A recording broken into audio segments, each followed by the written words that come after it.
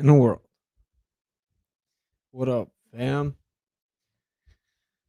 It's been a long day for your boy. I did not get much sleep. Had to wake up really early, so I'm pretty tired. But yeah, tonight's stream is called Biblical Cosmology, and last night's stream kind of sparked it. Of course, I do not bring up the Bible to the table at a debate. Um, in fact, religion is the best analogy to use to explain why something's logically fallacious.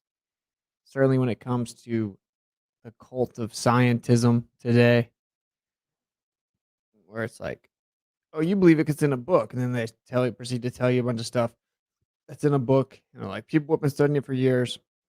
If you use the analogy, of religion is great. People have been pre-studying this religious book for years, right? So, nevertheless, um,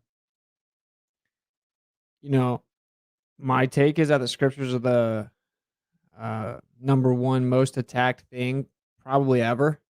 It's kind of insane. And it's very similar to the Earth conversation, where if the Earth truly is just what they told us it is and flat Earth's insane, you probably wouldn't have to actively censor the actual position and then promote straw man versions of the position. And they do this with the scriptures, they straw man it. Mainstream Christianity makes up all kinds of stuff. So Uh, I do encourage you to look into it, but I encourage you to just, like, try and talk to the creator on, like, a personal level and not this real, like, formal, "I'm writing a letter" thing and then go from there. Anyone that knows me or watches my channel knows I'm not real big into, like, forcing my beliefs down anyone's throat. I've learned that's not how you wake anyone up, so that's not what this is about. It is, of course, about what do the scriptures say about cosmology, ironically, as we look further and further into what the scriptures claim, seemingly the more, valid they become. It is actually very crazy. Um, it's kind of like the truth or rabbit hole of all rabbit holes, so, the troll yesterday got embarrassed live. Yeah, the first guy was pretty cool, the second guy was a little cocky, but I think he kinda realized he needed to chill. Um, but like I said, that's what sparked this stream, so we're going to cover it. How dare you? One question I asked him that I ask a bunch of people that claim they do believe in the Bible. Moon is way too bright. Love your work, bro. Uh, Thank you, man. Ambient guitar music. Thank you for the super chat and the kind words. Um, I've never really so people that claim to believe in the Bible, but they say flat Earth is stupid and stuff like that. They never answer this question, which is, so wait, you believe that the Messiah came to the earth and didn't tell all the Hebrew people that they were wrong about what the earth is? That seems weird to me. Now, believe it or not, I've had someone say to me many years ago when I asked that, well, they didn't tell him how to cure polio either. Like, he didn't tell him how to cure polio. I'm like, what? You know? It seems like a beyond a stretch to claim that the Messiah came to the earth, and if you believe that's what happened, to think that he didn't like tell the Hebrew people that they got the creation story wrong from the jump. But whatever. Prayers to your path, your journey, your baby. Thank you much. So it's a really good question to kind of break through some cognitus if someone does believe in the scriptures. We want to cover it. I've had some people asking me to kind of cover it. Honestly, there are many verses that are overlooked. There are many that are kind of read into as well, but there are like over 200 verses that get circulated a lot. But we're just going to cover some of it, uh, and then we're going to go from there. Yes, sir. Yes, sir. Yes, sir. Okay, let's start with this one.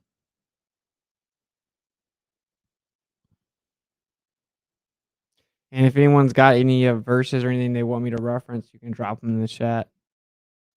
And I may have some people. Honestly, I'm just kind of tired. I'm sure you can tell actually that I'm pretty tired. All right. First verse That is not popping up. There we go. And above Ezekiel 126, and above the firmament that was over their heads was the likeness of a throne, as the appearance of a sapphire stone. And upon the likeness of the throne was the likeness as the appearance of a man above upon it. Pretty interesting.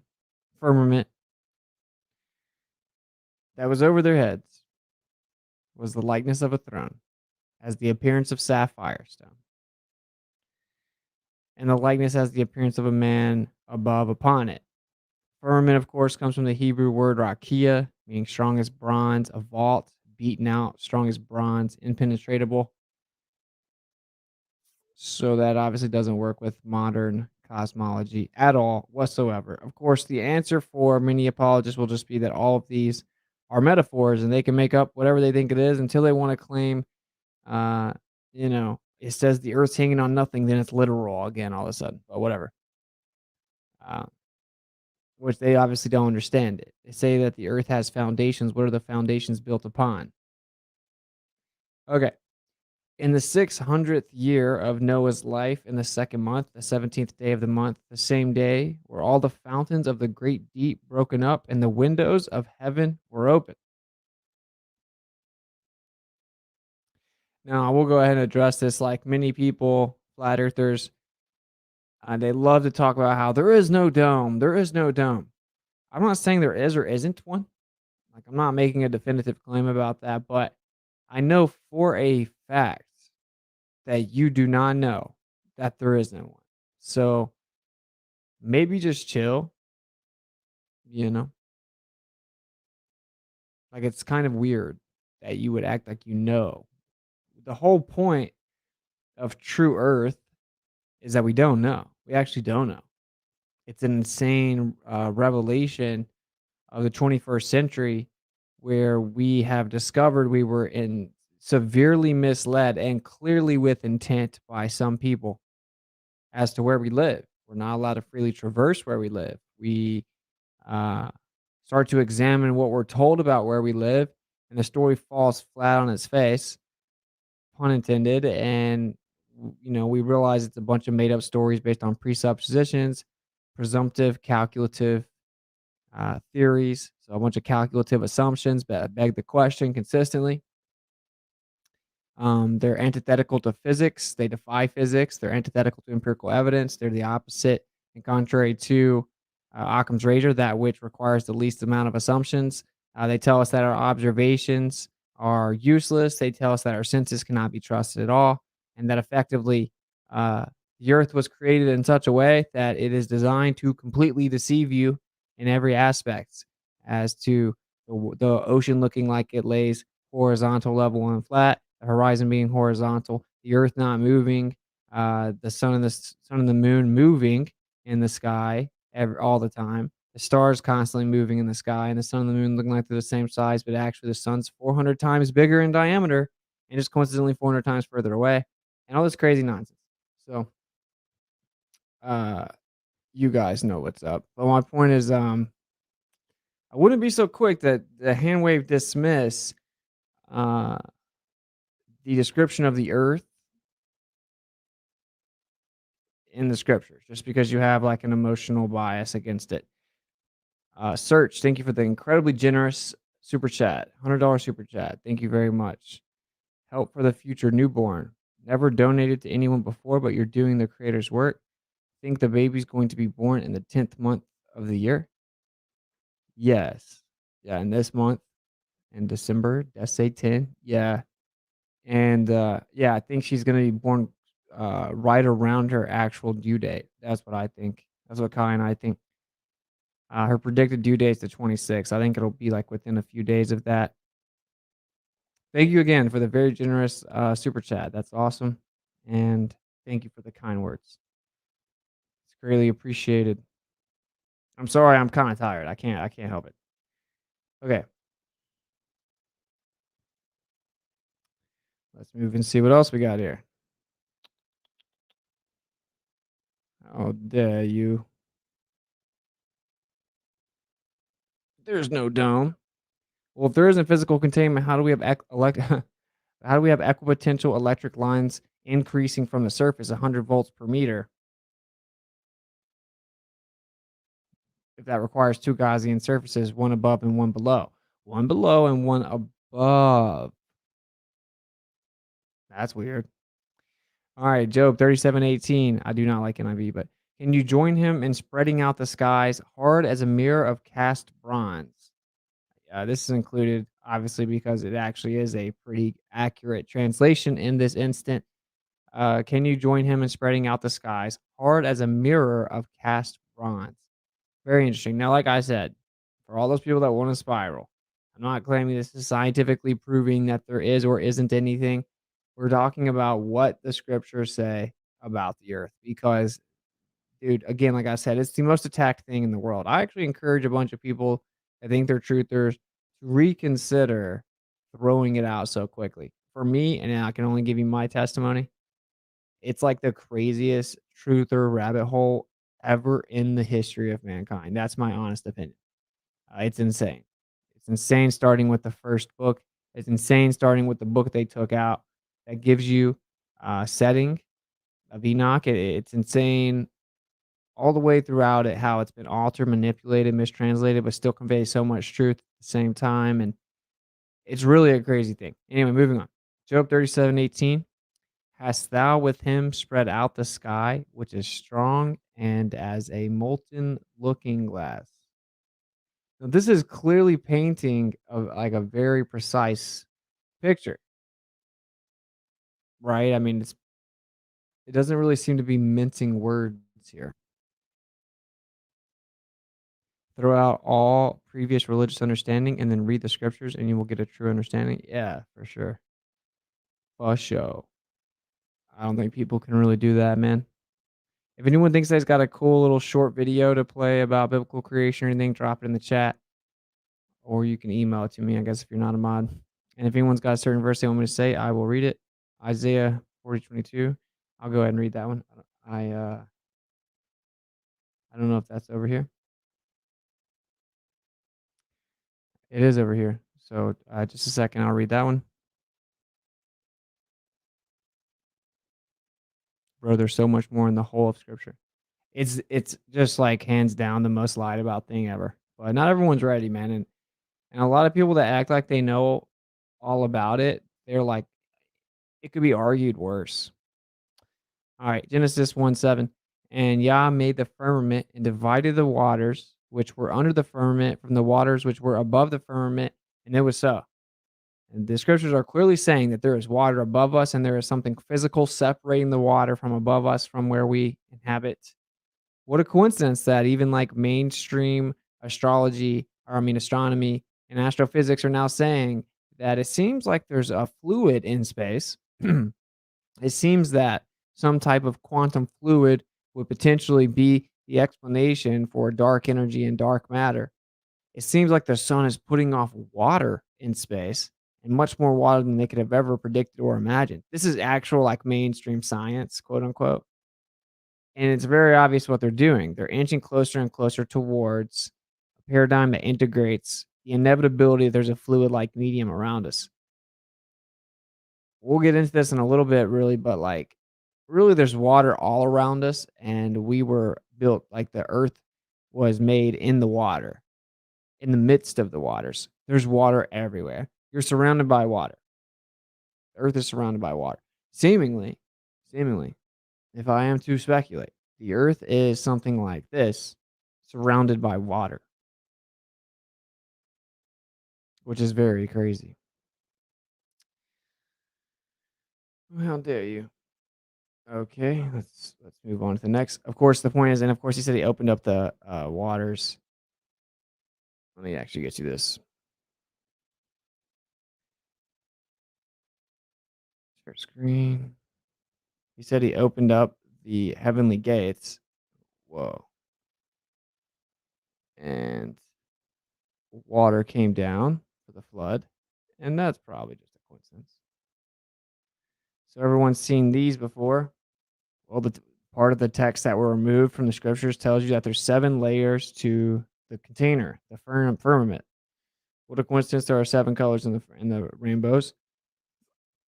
Now people get really triggered about this, but like you need some type of prism for a rainbow. So what is causing this?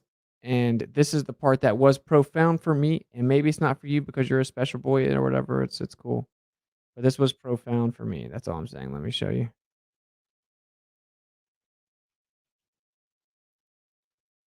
All right. So we're told that in the scriptures that the earth was flooded. Now, like pretty much all historical, anthropological, and archaeological evidence supports this, as do all like the historicity of pretty much every geographical representation says the same thing. But anyway, you can just fly over the Grand Canyon, and if you want to tell me that somehow there wasn't a flood, I mean, whatever. Do you, bro? Your anti-religious stance has turned you religious when you should be anti-religious, but then still realize that that means you shouldn't be religious, right? That's kind of the whole point. Like the creator doesn't like religion; it's like a relationship. He wants you to be legit and honest. Anyway, so uh, the gates of the firmament opened up, and the earth was flooded. The waters from above came down. Okay, now, like I said, it's very interesting that we were told that there are 7 layers to the firmament, and there are 7 colors to the rainbow. But so we're told the story goes that the rainbow shows us he won't flood the earth again.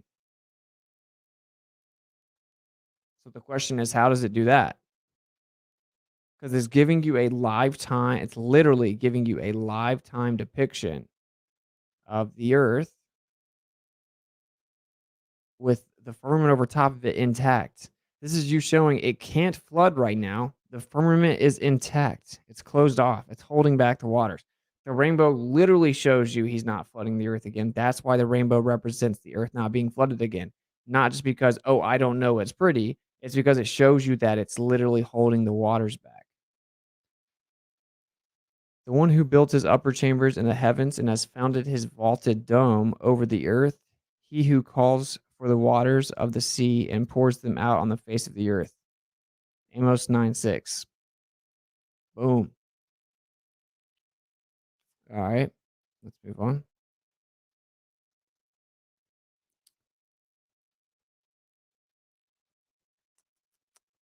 Sorry, I'm having to save these as I do it.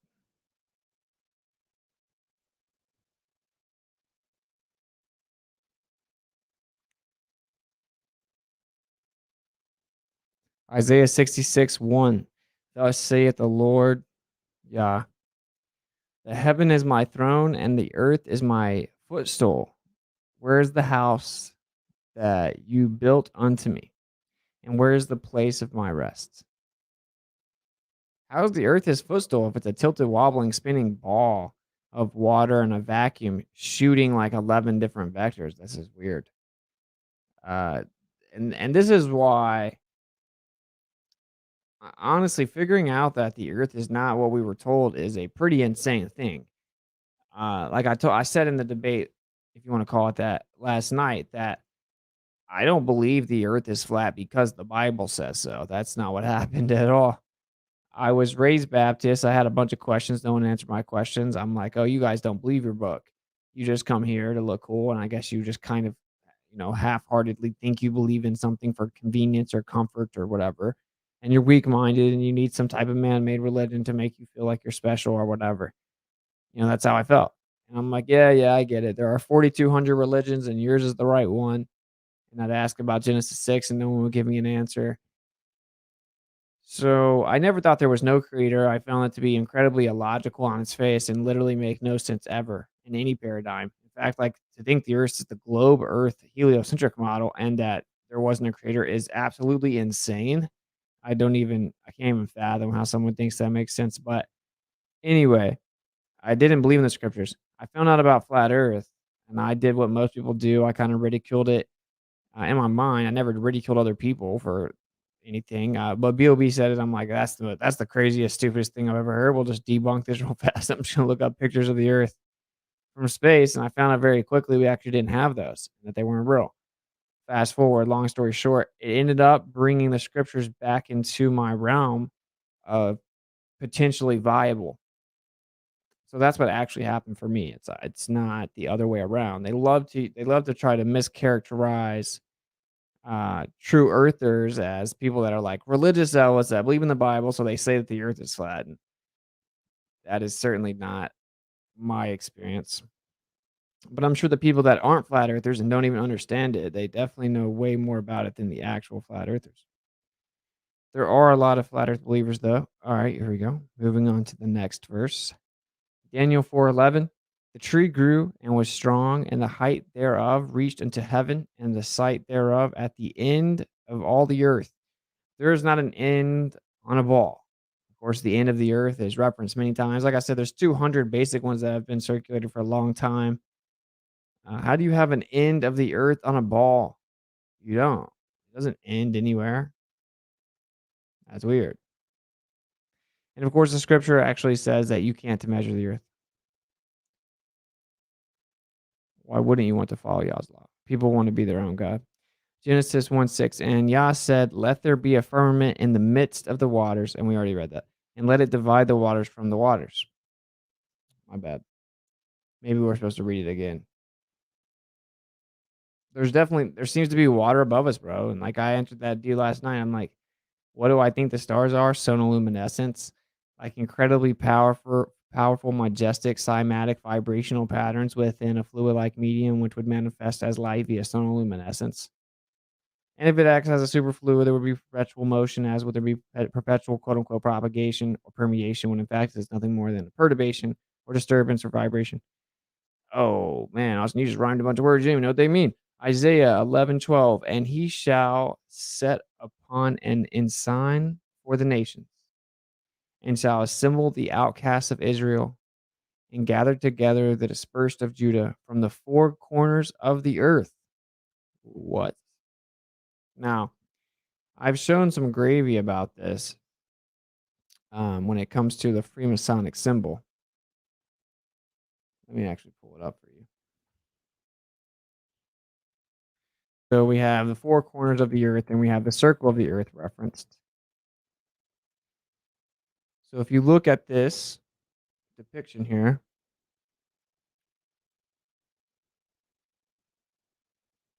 okay, you see you have the square pointing up towards the sky, and then you have the compass. So you have the square on the ground. My bad. Then you have the compass up in the sky. Well, this as the sky is represented by circles, and the ground a square. Because there is corners of the earth, he drew a circle within that. So now, if you look at this is obviously a pretty powerful group here, right? What does this eye represent? It's normally up at the top also. It represents Polaris, and there is a triangle of energy that comes down from the top, from where there are circles for the compass, down to the square. Now, of course, you also have the compass facing down. It says he actually drew the circle of the earth, and then there would be corners outside of that. This is a very ancient depiction all across the world. It's definitely not even exclusive to the scriptures at all. If you haven't yet become red pilled enough to realize that we were lied to about ancient civilizations, I definitely encourage you to step back and re-examine it. They were significantly more advanced than we thought originally. I enjoyed your exchange with Big Tech last night. Sweet. Glad you enjoyed it. So that's what this represents, is the triangle from the all-seeing eye, which is around Polaris, and the energy comes down to the earth from that in the form of a pyramid. Of course, if you try to put a square with a circle in geometry, you're going to always get a triangle trying to balance them out. So it's basically the overlay. Here it is. Just a second.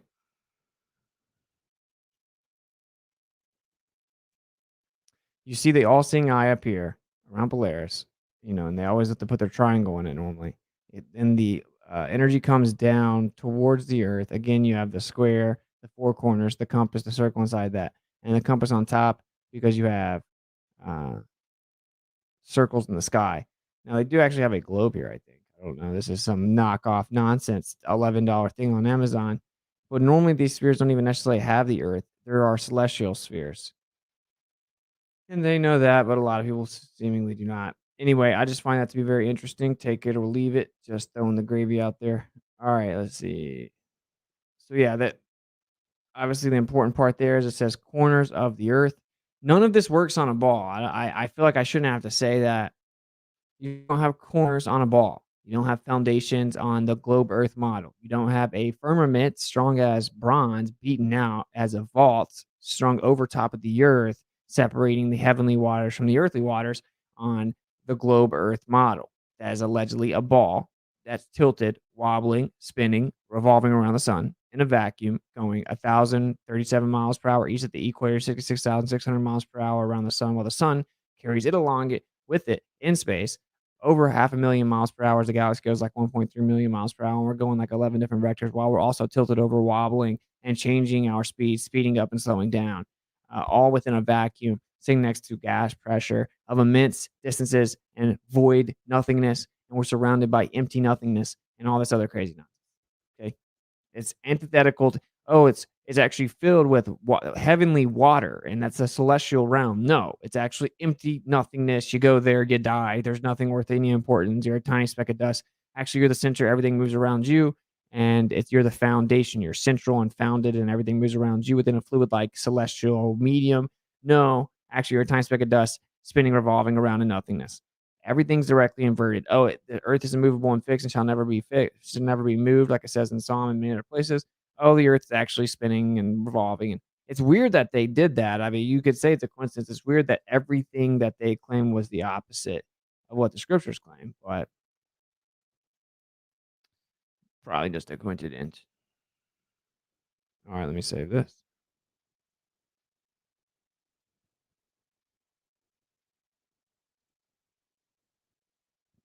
The earth cannot be moved. Is correct. Isaiah 48:13, mine hand also hath laid the foundation of the earth, and my right hand hath spanned the heavens. When I call unto them, they stand up together. Laid the foundation of the earth. What does that mean, bro? The earth's spinning, wobbling with a magma core at the center of it, bro. There's no foundation. What are you, some type of conspiracy theorist?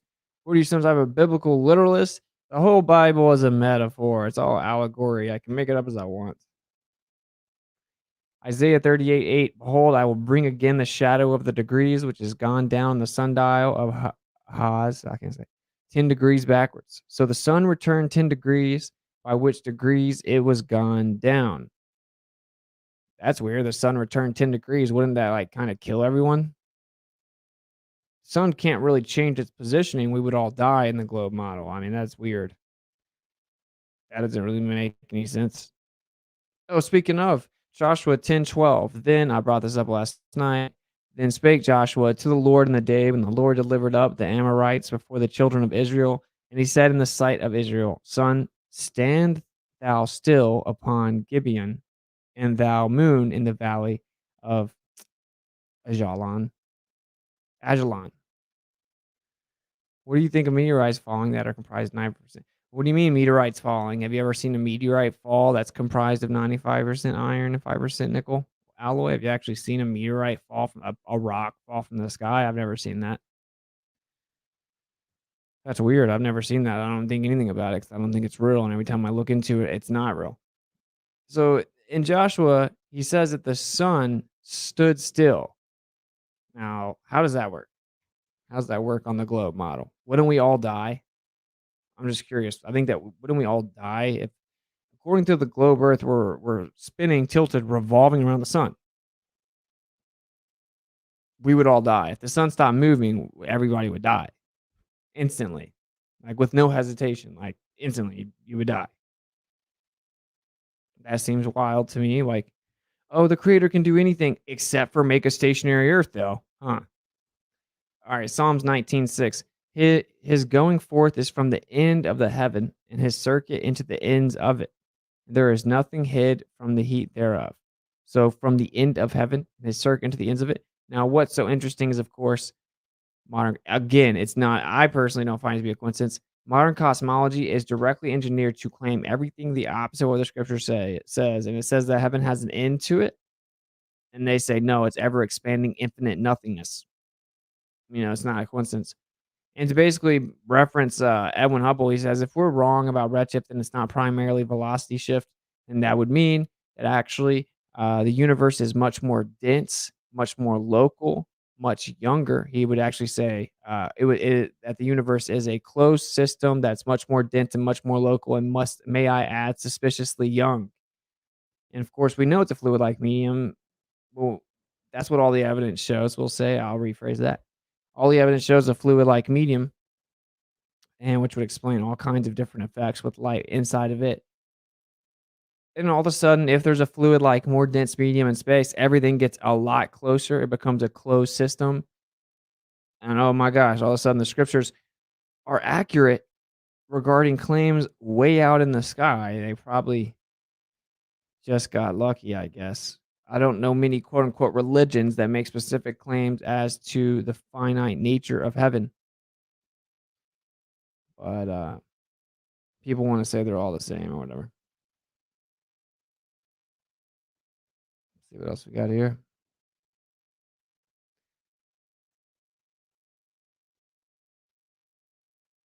Save. So we got Psalms 19:4. The guy was like, "What type of Bible do you use?" KJV. I'm like, "What do you use?" Can we go? Let's go to the Hebrew. Psalms 19:4. Their line is gone out through all the earth, and their words to the end of the world. In them hath he set a tabernacle for the sun. That's crazy. The end of the world. How does that work? There is no end on a ball, bro. You go forever and ever, except for the north and south. You don't go there. That's not allowed. Too dangerous. Psalms 96:10. Say among the heathen that the Lord reigneth. The world also shall be established, that it shall not be moved. He shall judge the people righteously. Psalms 96:10 says, say among the heathen that the Lord reign, meaning Yah reigns. The world also shall be established, that it shall not be moved. He shall judge the people righteously. I've had people try to tell me this is actually talking about people on the earth will stand firm. That's not what it says. It says, say among the heathen that the Lord reigns, and the world also shall be established, that it shall not be moved. He shall judge the people righteously. You got nowhere to go. It's going nowhere. You are where you are, and you're going to be judged. You're going to be judged based on your actual, like your heart, intentions, and actions. Oh, how dare you? How dare you say there's moral accountability? That's why most people actually hate the creator, by the way. They hate the idea of moral accountability. And this doesn't mean flat earth, true earth doesn't save you. A lot of true earthers hate the idea of like a specific creator as well, as of course means that there's like specific moral accountability that's not relative to what you decide to make it. No, we're all God, it's in all our hearts, and we make it all up. No, that doesn't make sense. That's illogical. That's logically bankrupt. That makes no sense. The antecedent to this place is something existing outside of this place with specific sentience and intelligent design putting it in place, thus intrinsically putting in place a linear code of ethics and objective morality, as there must be logos, which is natural order. In order to have the order, something had to place the order in place. So, I mean, it is what it is. And then here is the verse that someone in the chat had asked me to get and read, which we had coming up.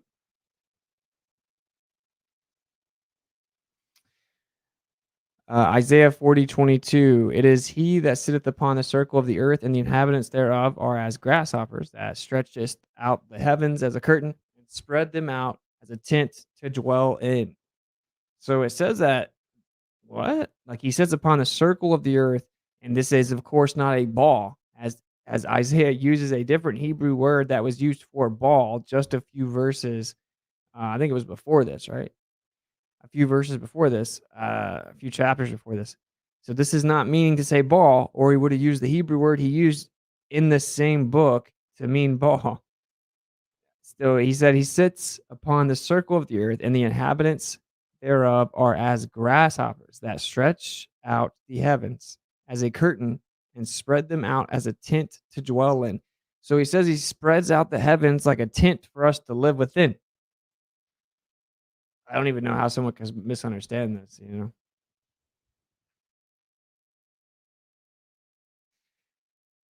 Yeah, like I said, I'm sorry, I'm super tired.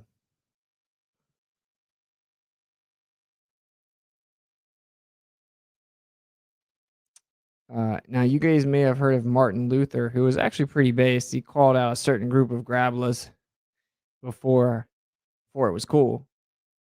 And he says, there is talk of a new astrologer, Nicholas Copernicus, who wants to prove that the earth moves and goes around instead of the sky, the sun, the moon, just as if somebody were moving in a carriage or ship might hold that he was sitting still and at rest while the earth and the trees walked and moved. That is how things are nowadays. When a man wishes to be clever, he must invent something special, and the way he does it must need to be the best. The fool wants to turn the whole art of astronomy upside down. However, as Holy Scripture tells us, so did Joshua bid the sun to stand still and not the earth. Martin Luther stating his objection to heliocentrism due to his scriptures geocentrism. How dare you? Matthew 12:42. The queen of the south shall rise up in the judgment with this generation and shall condemn it, for she came from the uttermost parts of the earth. Why does the scripture say in Matthew, that the queen of the south, so when he's asked about the end and what happened in the end, the queen of the south will come from the queen will come from the south and will rise up in the judgment with the men of this generation and condemn them. And she came from the utmost parts of the earth. How was the south the utmost parts of the earth on a ball? On a plane, you start going south away from the center, you're going further and further out to the utmost parts of the earth. Oh, what a coincidence. The gospels are wrong now. People, if you rock with this, it's crazy. All right, I'll open that up. Proverbs 8.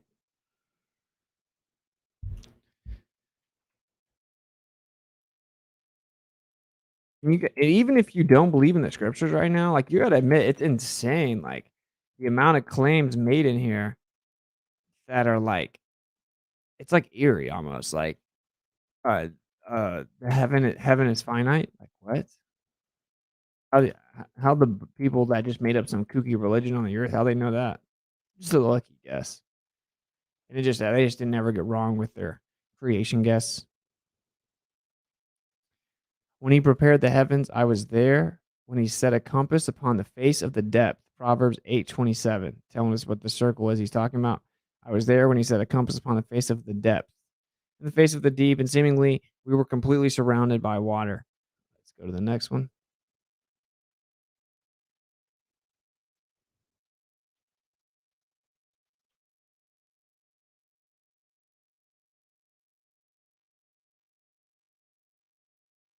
And it's there's no way around it that the scriptures say that the earth is a stationary plane with the firmament. We'll get more into the plane part though.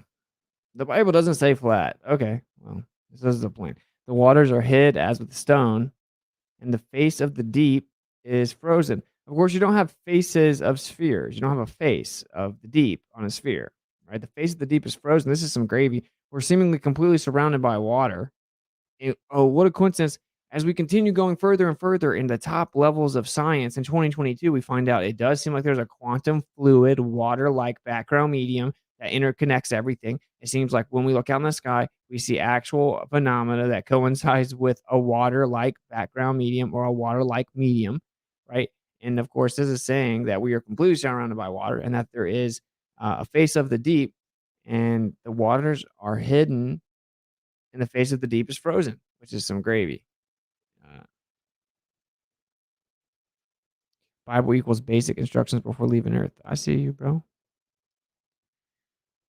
What up? What's it? What up? What up? Job 38, 4 through 6. This is just because this guy last night brought this up, right? He brought this up as if like this was somehow going to help him prove the Earth's a ball. I'm like, what is going on right now? Uh, where were you when I laid the foundations of the earth? The what? The foundations of the globe. Declare if you have understanding. Who has laid the measurements thereof, if you know, or who has stretched the line upon it? Whereupon are the foundations fastened, or who laid the cornerstone thereof? It also says in Enoch, I believe it is, that you no one can fully measure the like length, width, and breadth of the earth. Sorry about it. You can't know what the earth is. You claim to know exactly how big the earth is, then you're wrong, according to the scriptures. I know a lot of people don't believe in the scriptures, but it's like, fair enough. You got to admit that it's like making all kinds of intricate cosmological claims that, like, just so happen to be accurate once we start to discover that they lied about the earth. I mean, that's kind of crazy.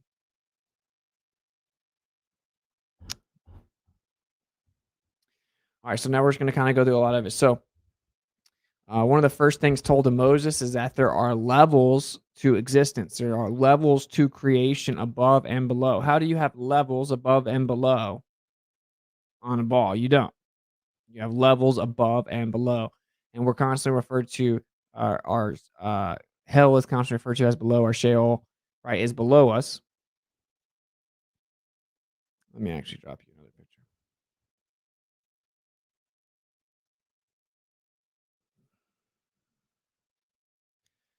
How dare you? So, how do you have above and below? What's up with that, bro? I think a lot of people kind of know this, but it's crazy. There are actual people alive that will try to say the Bible doesn't say that the Earth is like a stationary plane. That's just absolutely insane. John 3:12. If I have told you earthly things and you believe not, how shall you believe if I tell you of heavenly things? Yeah, that doesn't actually directly speak to it, but the Quran 2:22. He who made for you the earth a bed spread out, yeah, or like a carpet. Yep. By literal translation of Hebrew, Psalms 143:10, Psalms 143:10, teach me to do your good pleasure, for you are my Elohim. Let your spirit, yeah, lead me. That is completely unrelated. How dare you, man? Quran 13:3, and it is he who spread the earth and placed therein firmly set mountains and rivers. Yeah, set the earth. Yeah, I mean, obviously, I think that everyone should know that ancient cosmology, pretty much across the board, was that the Earth is stationary. Here's the point, and I might kind of go fast. Like I said, I'm kind of tired, bro. I'm sorry. I'm not trying to kill your vibe. I'm just like tired.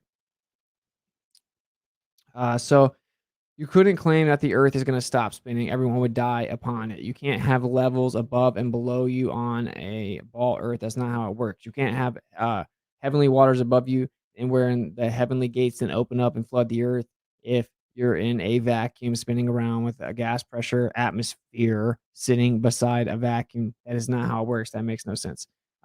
You can't go to the top of a mountain and see all the kingdoms on the Earth on a ball. You can't do that. It's called geometry, right?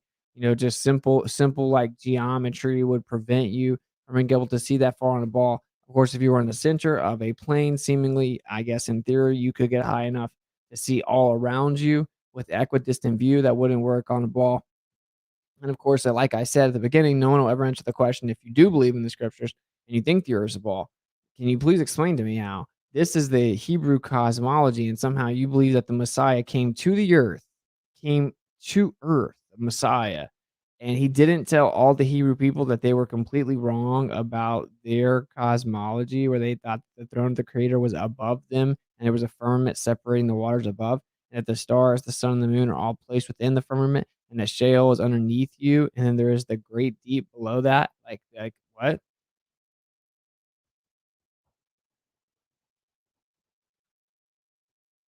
Oh, okay, I see what you're saying.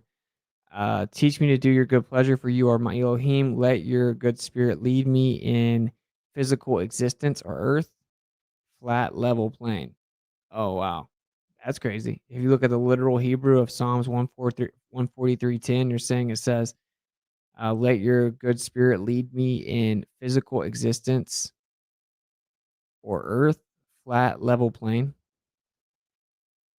That's kinda crazy. I've never heard that. Yikes. Of course, there are, like, or not ancient, but older Bibles that just straight up say the earth is flat. I saw it, Jack.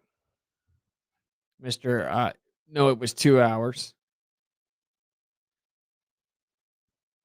I call you at 1:30, you call me back at 10:30 and then say, "Oh, it's just been 2 hours." And dude, just on cue, here we go. LMAO, so flat earth is just religion. showed the measurements that support a flat stationary Earth.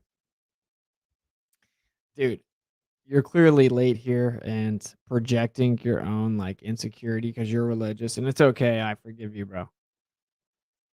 I kind of feel bad for you, so no one needs to get mad. It's all good. But I'm specifically saying that I don't invoke the scriptures to say that's what proves the earth is flat. All we ever have to do is give physical measurements of flat earth. That's crazy. Literally all empirical physical measurements in the history of mankind literally establish a local vertical plumb line perpendicular to a plane. And on the globe, they say, oh, well, you can just treat it like it's flat. That's the only way we even get physical measurements. That's also how we get elevation measurements. Is a distance above a horizontal sea level, literally treating it as horizontal adjacent to landmass. So horizontal water adjacent to landmass, that's a claim. It's not a claim. It's called plane survey data. So here, and of course, we send radio transmissions over 10,000 miles. And Marconi originally was told that if you sent it over 200 miles, that it would hit the curvature of the Earth. Those detractors told him it would be impossible. And then, of course, he sent it 10,000 miles after sending it 2,200 miles, hitting his target first time. Horizontal line of sight propagation over 2,200 to 10,000 miles is impossible with physical obstruction. We have long distance laser tests. We have long distance measure or mirror flashes over large bodies of water. We've seen mountains 255 miles away. All this can be verified. That's not what tonight's show's about. I personally don't like people that seem to be like you. I don't even want. It's not like I want to hang out with you or something. Like I don't care. I think flat Earth isn't for you, man. I think that you're good. You go do something else. You know what I'm saying? Like I don't want a bunch of like we have some weirdos in flat earth the way it is. I don't need like some more weird, crazy, creepy like people that are like that obsess over topics on the internet they claim are stupid. That's really weird. But I do know the truth then, and the truth is that uh that it's an intriguing conversation and you don't know that much about it.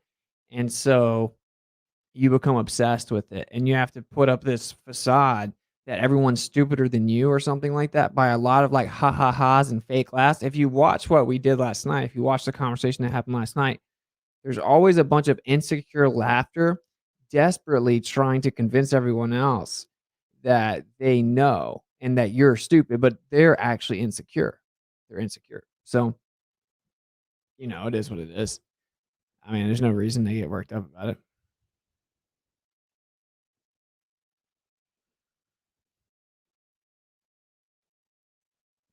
Austin, hope you get some rest. Yeah, me too. Dang. Dang, Rakia, you calm down, brother.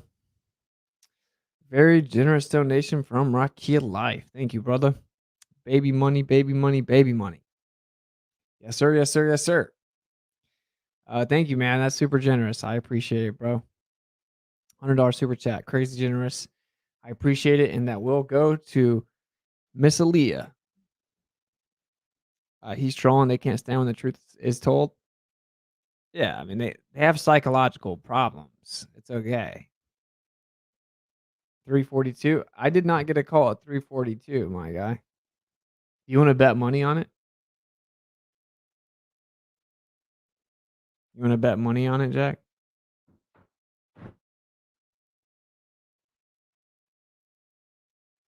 I don't wanna bet money on it because 'cause you're correct. Uh, what up, Vader Bear? So, there's all kinds of stuff in the scriptures that say it. So, like I said at the beginning, the scriptures don't prove, uh, per se that the earth is flat or anything, right? Like, that's a scriptural text. It's a belief system. It's not like scientifically empirical measurements or tests or experiments or anything like that. uh, Once you do physical empirical measurements and you falsify the globe Earth's claims and you begin to research this, it begins to reintroduce the scriptures as literally and physically viable. And we had a guy jump on last night that was basically like trying to act like somehow the scripture said that like supported the mainstream model, and it doesn't. and that's kinda why we're doing this. I wish someone had a cool little video that would show us so we could, like, look through some of the verses. Oh, that's so talk like, crazy timing. Anyway, I'll show you guys some more depictions, I guess.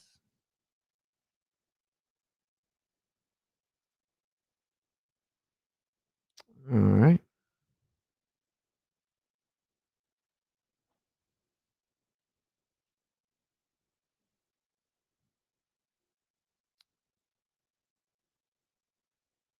Where to get that hoodie? I don't actually remember. Like, I don't remember the website. Uh, Good video, what's good video?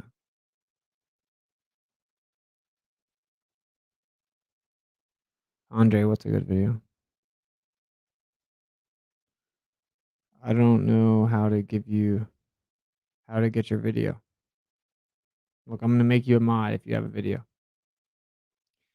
Alright. To look at this here. There's heaven, the dwelling place of Yah, the water above the vault of heaven, with the sun, moon, and the stars within it. And of course, you have it says the pillars of the sky here. This is a picture of biblical cosmology from 1998, Rayburn and Fry. Yeah, Sheol, of course, in the center.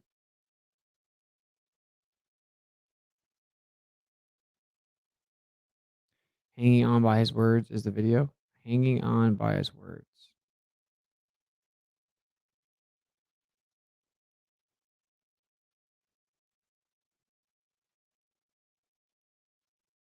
Yeah, how you gonna send me a 2-hour video, bro? Yeah, I read Job 38:14. Yeah. Hanging on his words? Yeah, like, there's no way I can type that in YouTube and get the video, right? I mean, let's be real.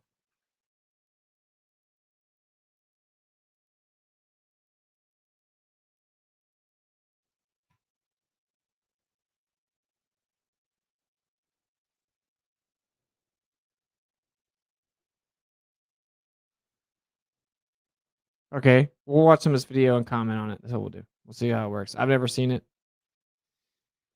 but yeah, I can't. I have to save like each different verse over and over. It's honestly very obvious that the debate should never be like, oh, the scriptures don't support a stationary topographical plane with the firmament with waters above it. It just does. It actually says there's waters everywhere. It says that we were built up out of the waters. There's water everywhere, and that there are levels in within this like this water world. It's like a gigantic water world. We live surrounded by water according to the scriptures. According to the scriptures, there's water everywhere. You know, the land is just raised up out of the water. And it says that there's heavenly water and it's separated by firmament. And I will say that as a truther, what was crazy to me was like I was really turned off by religion. And then I found out about the earth. I'm like, well, look, this is a viable depiction again, as is every ancient depiction, right? Like almost every other ancient civilization said like the same thing: stationary topographical plane with some type of containment, a firmament, local sun and moon. So it's like, okay, cool, whatever. They almost all invoke sentience of the planets. And we were told that they're just stupid and primitive and stuff like that. Uh, but as you start to dive down the rabbit hole with the scriptures, bro, and you try to just like you try to really test them. If you're honest about it, most people are not. They watch like Zeitgeist and they think they debunked Yeshua or whatever by watching Zeitgeist, which is like provably incorrect. Anyway, when you really go, it's like insane, bro. It is actually insane. If you think that figuring out they lied about the earth is crazy, then man, you just look into what all the scriptures say, dude. Hey, brother, glad you're doing FE stream from biblical perspective. It's what ultimately convinced me and understanding that Freemasons, occultists, and other religions based doctrine around FE. Yeah, that's a pretty crazy part of it. Thank you for the $10 super chat, early life check. Much love. Yeah, like the Masonic symbol. So the reason that it has the G in there is there are 7 sacred liberal sciences according to their Gnostic esoteric belief system. one of which is geometria. So you have like mathematica and arithmetic and stuff like this, dialectic. But you have also geometria, so astronomy is one of them, and the G represents that. Um, Set like liberal science, sacred liberal science, but it's considered one of the most important as understanding where you live to utilize power within and on that place. And that's why the little g is in there. They'll say it's like for grand architect or Gnosticism. Some people say gravity. Some people say it's God. It's geometria.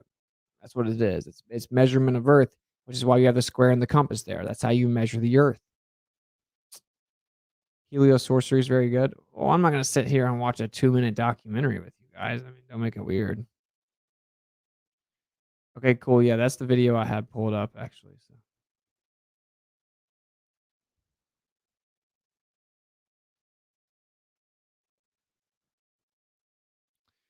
in a world. All right, we're gonna check this video out. Two of creation often gets overlooked because of, well, the false heliocentric globe Earth model that has been pushed on us for several centuries. I'd like to spend some time discussing what took Let me read off this Rockfin. I don't want to miss the tips. I think I missed a couple tips on Rockfin. Brian Webber, flower spray fund for the Globe's funeral died suddenly. Ballers are baffled. Thank you for the $20 tip on Rockfin. Uh, much love. place on day two, and hopefully provide you with a better picture as to what exactly was created and why it's imperative to understand as a believer in the gospel of the kingdom of God. Well, yeah, how would the sun be created after the earth? Why does the scripture say the sun's created after the earth? That's totally weird. It's just me or that totally not work within the globe Earth model that says we're moving around the sun. That's like the central piece to the entire solar system. Stay tuned.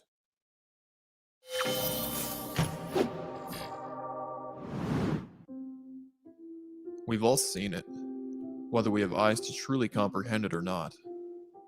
Our enemy likes to shroud the truth in plain sight, and has operated this way since the origination of the entertainment industry. Once you've waded through the deception, it becomes apparent that the subject matter relating to day 2 of creation is a vital piece of the truth mosaic. Not only does eschatology come alive in a whole new way, but your appreciation and excitement about our enclosed Earth habitat does as well. To build on a foundation of context, let's start by taking a look at the very beginning of creation. Genesis 1, verses 1 and 2. In the beginning, God created the heavens and the earth. The earth was formless and void, and darkness was over the surface of the deep, and the Spirit of God was moving over the surface of the waters. There are a couple of things I'd like to point out in these two introduction verses. The first is that, although verse 1 sounds like a summary statement of everything that God created from day 1 to day 6, I don't believe that to be the case.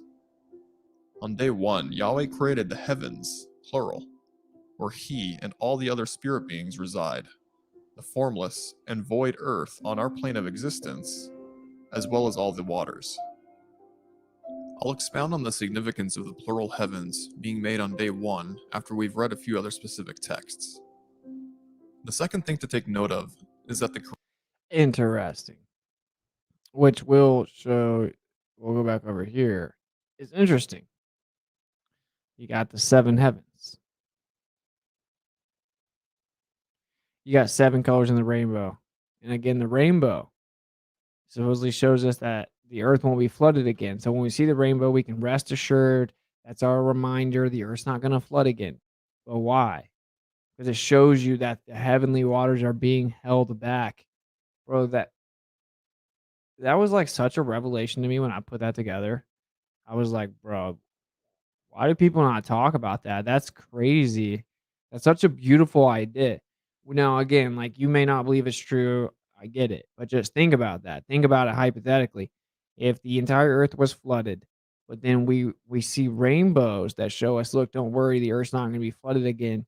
The waters are being held back. Look, if you don't believe me, here's a physical observation, live time showing you that live time the firmament is completely closed off. It's stilled, right? It's holding back the waters. You have nothing to worry about. Like, that's a very crazy concept to really digest, in my opinion. Creation of the waters isn't specified in Genesis, even though it's obviously implied, as God's Spirit is said to have hovered over the surface of the waters. This is where a very revealing passage out of the companion book to Genesis, the book of Jubilees, Dude says, and yet we can see through it with radio telescopes and radar. It kind of shows your firmament is not there.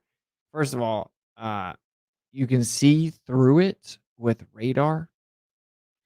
Yeah, it's seemingly semi-permeable and has some type of structure akin to a super solid, and there seems to be super fluids around it.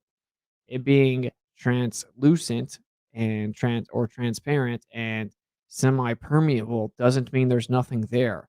In fact, there has to be something there because we have equipotential increase of electricity 100 volts per meter from the ground up, which means there has got to be a Gaussian surface on the surface and above us. And the only way to have equipotential increase in an electric field is to have a Gaussian surface below and above.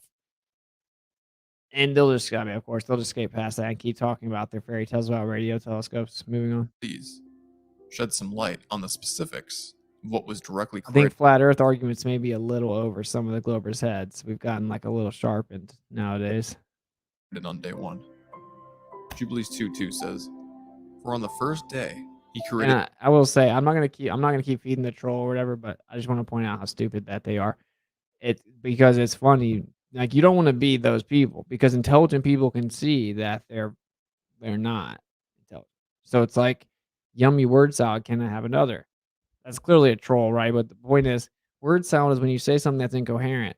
So when you have like hundreds of weird atheistic psychopaths on the internet that are anonymous that stalk me for years at a time, and they constantly claim I use word salad, and you say, "Can you give me a very specific example of something I said that's word salad?" Because that means it doesn't coherently make sense. They literally their robot algorithm like shuts down and they just like skirt over here to diversions to where they just start talking past you and chanting and saying a bunch of nonsense and saying some more of a script because they literally can't name one thing I said. Word salad is like 7 table yesterday chicken blue. Why? That's word salad. You know, like something that doesn't coherently make sense. When I say we have atmospheric electricity on the earth, right? And it is equipotential lines of increase, meaning equal potential of increase in electrical potential 100 volts per meter. And the only way that you can have equipotential increase is to have two Gaussian surfaces. Gaussian surface, meaning a surface able to conduct, transfer, or hold charge. Of course, there's a fundamental difference in you not understanding things because of ignorance and it being word salad. Uh, it should be very telling to anyone that's honest. If the only thing they can say back to me is that I use word salad, but they can't name any specific time that I do, it seems weird. The second thing that they'll say is, "Oh, Austin uses a bunch of words he memorized that he doesn't understand." Also not true. So it's weird, right? Like, why would they have to lie about everything? It just seems weird to me. I mean, I think like an honest third party is like, these people are weird. That's why they're like super anonymous and stuff, and that's why the internet's made a bunch of gammas. the heavens which are above, and the earth, and the waters. Without the creation details found in Jubilees chapter 2, we wouldn't have the direct mention of the waters being created, as well as the locality of the created heavens above. Another exciting detail packed away in Jubilees chapter 2 is the mention of all the different angelic spirit beings created on day 1, which my Entertaining Angels video series will cover in great detail. We know that, like all things, angels are created entities, but we aren't told which day they were created on in the Genesis account. I'm gonna have to speed this guy up, dude. But so someone said, "Why is there no history of Jesus outside of the Bible?" And then the Bible is very limited. That isn't true. So why are you asking me a question that isn't true? Why would you say that there's no history outside of the Bible for Jesus? Why would like did you research it? That seems weird to me that you would ask me the question if you haven't researched it. I don't know. This is very similar to flat Earth. I see a lot of correlations with the scriptures and with flat Earth. I said that in my opener. People constantly have to straw man the scriptures. It's like the scripture makes a lot of very bold claims. It doesn't seem like you'd have to straw man it if it's not true. Like, why would there be all these mainstream denominations of quote unquote Christianity misrepresenting what it says? Why would be all this mistranslations? Why would be all this lies about it? Right? Dude, Yeshua is like one of the most historically accurate figures ever. If you ask atheist historians based on their typical standard of historicity, they have to acknowledge he was real. There's only a few people that claim he wasn't real just because they just say words before they know what they mean, or like it's crazy. If you want to claim he isn't the son of the creator, he isn't divine in any way, or he wasn't the Messiah, or he didn't defy death, that's a different conversation. I can debate you about that as well, actually. But to say he didn't exist is ignorant. It's like showing a bias. It's like saying the Earth can't be flat because every other planet is a sphere, and you think the Earth's a disk in a solar system that's spinning and shooting up 9.8. It's like, no one said that. Like, why say that? I just, if flat Earth's stupid, why lie about it? If the Bible's stupid, why they gotta lie about it? Logically applying pattern recognition, one would soon realize that's weird. Anyway, there are many extra biblical texts verifying that he existed. In fact, there are even letters from the person that sentenced him to death. There are all kinds of people that verify it, and in fact, there are all kinds of extra biblical accounts that verify his death, all the way in China. In fact, at the time of his death, so that seems weird to me. I mean, yeah, like, the move is not to pretend he didn't exist. That's doesn't make any sense. If you think that he wasn't, like, special or whatever, then argue that. Don't argue that he didn't exist because I don't know. It's like saying flat earthers think you can fall off the edge. It's, like, weird. For those of you who aren't familiar with the Book of Jubilees and its history, I highly recommend checking it out. Continuing on in Genesis, then God said, "Let there be a firmament in the midst of the waters, and let it separate the waters from the waters." God made the firmament, and separated the waters which were below the firmament from the waters which were above the firmament. And it was so. God called the firmament. It's just so weird. All these people say these things. They were all the same priest, sun god Isa? No, they weren't. Why did you say that? They weren't, though. There was a literal physical man that existed. His name was Yahshua, and many people followed him around, and he gave teachings, and then he was murdered. He was sentenced to death innocently. This is what atheist historians say, bro. This is what atheist historians say. There was a revolutionary that people refer to as Jesus, where in which he wandered around and Hebrew people followed him around and he taught. And then many people got mad at him for what he was teaching, right? As being rebellious to the authority and heretical. So then they ended up sentencing him to death and he was killed. And that there were then multiple accounts that say, do I have to really do it? Like, this is great. It's like, this was what I researched this a long time ago. I feel like prior to making some type of determination on it, you would research it, right? I mean, are you guys flat earthers? Did you do the same thing with the earth? Did you not research it? I don't.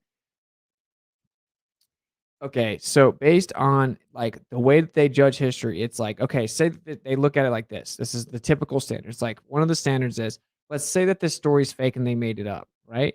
And we look at it from the perspective that they made it up. Okay, if the Bible was made up, this whole story about Jesus and that he was crucified and then who rose from the dead, why would they say the first people that saw him were women? When back then in that time period, women had the least credible testimony. If you're making up a story you wanted everyone to believe that didn't actually happen, the like literal last thing you would do is say the first people that saw him after he died were women, because women weren't even considered to have valid testimony at all. They had to have many women and the men corroborate what they said. They weren't considered to have valid testimony. Why would you start it that way? If you were telling a lie, you wouldn't do that. Okay, they actually account for these things because they have to be somewhat honest when looking at historical value, right, or validity, or they wouldn't be able to make any type of historical judgments whatsoever.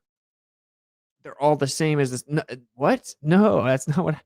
Okay, in addition, it's like there are people that claim that they saw him after he died. This is actually far beyond the claim that he didn't exist. That is incredibly ignorant, to be honest, okay?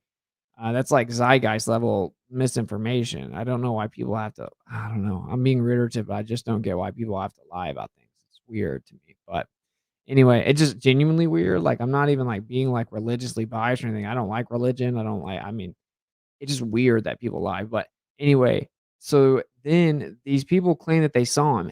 Many different people at different times in different groups claim that they saw him after he was crucified, okay? Now, atheist historians have tried to come up with a way to explain it. They're like, "Oh, let's say that they just came up with a story and they lied about it, and they all got together, and then they went to different places, and they all just claimed at different times, different people in different groups at the same time." Right, so group different people in the group at the same time, but different groups all at different times, claiming that they saw him. Let's just say that this was some magic plot or whatever, right? Why, whenever they were captured and told to denounce the claim or they would be killed, that they allowed them to kill them? Let's say that you made up a lie. Why would you die for the lie? If you said, "I saw the Messiah resurrected," and then they're, like, about to kill you after they capture you, they say, "Denounce the claim that you saw him after he died, or we're gonna kill you," and then they stood there and died. That doesn't make any sense. That makes no sense if they were lying. This is atheist historians' stance. This is the atheistic historian stance.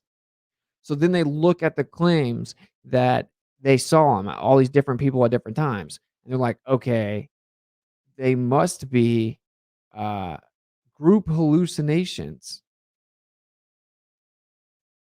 Group hallucinations. When you can look at the letter from Pilate talking about how he sentenced him to death and how he ended up regretting it and how he had a dream about it. You can read there's like just look it up. Pliny the Younger, Tallius, whatever his name is, Thallus. There's all kinds of I just moving on. Heaven. Then there was evening and there was morning, a second day. Here we have on the second day a particular structure being made, a structure called a firmament. The Hebrew word for firmament is rakia, Strong's number 7549. It's defined as being an extended surface or expanse and comes from the root word rakah, Strong's number 7554, which means to beat out, stamp, or spread out. As we can see here with a couple of verses on the right, it implies that what is being hammered, beaten, and spread out is a solid object. The firmament, rakia, is solid. The book of Jubilees similarly records in Jubilees chapter 2 verse 4, "And on the second day he created the firmament in the midst of the waters, and the waters were divided on that day. Half of them went up above, and half of them went down below the firmament that was in the midst over the face of the whole earth. And this was the only work God created on the second day." Okay, let me address it. So let's be honest. He could have come back from the dead or not, but plenty conceivable reason to lie. Can you please articulate one single reason that you would lie and then be captured and then be told you're going to be killed unless you denounce the alleged lie and then you continue to lie just so that you could be killed? Can you please? Because if you could help out a lot of atheist historians who weren't able to put forth a logically viable explanation to dismiss the accounts. So the question is not, is there any motivation for someone to lie? Why would they lie and continue to lie to such an extent that they died for the lie? To keep the movement alive? That's your argument? Your argument is to keep the move. They sacrificed their life knowing it was a lie, and so that the movement was for nothing and that it wasn't real. Their argument is that they knew that they were fabricating a lie and the movement was built upon a lie they made up, but they were willing to sacrifice their life to push forth the movement after they died, and that multiple different people did that. That's your claim? You think that makes sense? It's definitely up to you if you think that makes sense. This is me being completely like unbiased and actually logical. It objectively doesn't make sense, right? Like, that doesn't make any sense. I mean, you can think it does, it's your opinion, but that's insane to me. People wouldn't do that. People wouldn't die for a lie that doesn't benefit them. They wouldn't be facing death and then just die for it. That doesn't make any sense. How is it conceivable? Why would multiple people do that? That makes no I'm just saying, I looked into this a while back, right? Because I saw Zeitgeist when I was young. I'm like, oh, look, it's just the same. Jesus is the same story as all these other people. It's all, oh, 12 disciples, born of a virgin. They're all the same. And then you go look into it, and that isn't true. Like Mithra, for example, they say that Mithra was just like all the rest, born of a virgin. You look into it, it says Mithra was born from a rock, not a virgin, never had 12 disciples. None of that was real. None of them had all the same characteristics that is attributed to the Messiah. So it's like, that's why did Zeitgeist have to lie? It seems weird, right? Like, that's all I'm saying. If there was really a guy that lived and say he didn't resurrect, like, why would you deny his existence? Like, why deny that? Like, why deny basic aspects of flat Earth if the Earth's not flat? Like, why you don't have to deny it. Like the guy last night, I was talking to the guy last night. I'm like, so you agree that translation of force and motion would go through a medium? Like, say I move my hand over a bathtub, it would move the water. And he's like, You're saying that the whole earth would have to move. So you are saying the earth would move. I'm like, no. Did the whole bathtub move? He said, yeah, actually it does. I'm like, what? You think that if I move my hand over the water in a bathtub, the whole bathtub would move? He's like, yeah, actually the whole bathtub would move because you just got to like go down swinging with the, like, deny everything the flat earther says, deny everything that the Bible says. The Bible is admittedly a historically accurate text in many regards. So what you would do is you would attack it outside of that. You wouldn't just hand wave dismiss all of it because it makes your argument look weak. I'm actually trying to give you legitimate advice and the best way to attack the scriptures. This is my like intellectual advice without bias. I think the truth is not fear investigation. So I want people to critique the scriptures. I just want them to do it logically and like without bias. Or you'll never find the truth if it's with bias. So think about if it happened to a powerful king back in the day, was murdered, plenty of reason to say he never died. You're not answering the question. So let's claim that I lived back in the day and a powerful king died.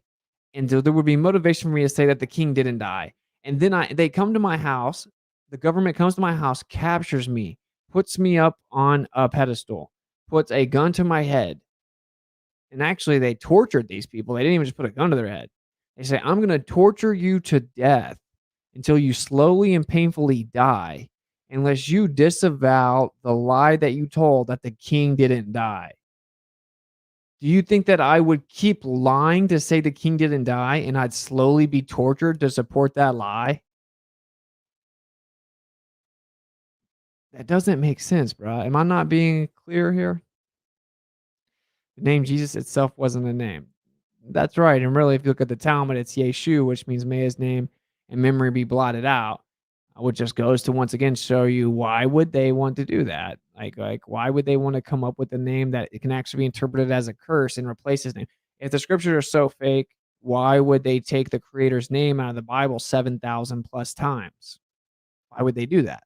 Why would they take out Enoch? Why would they take out the apocryphal text? Why would they take out Jubilees? Why would they take texts out? Why would they mistranslate them on purpose? Why would they take the creator's name out? Why would they misrepresent the Messiah's name? Why would people in mainstream claim the Messiah never existed? It's like, this is like, I'm just explaining so people can know.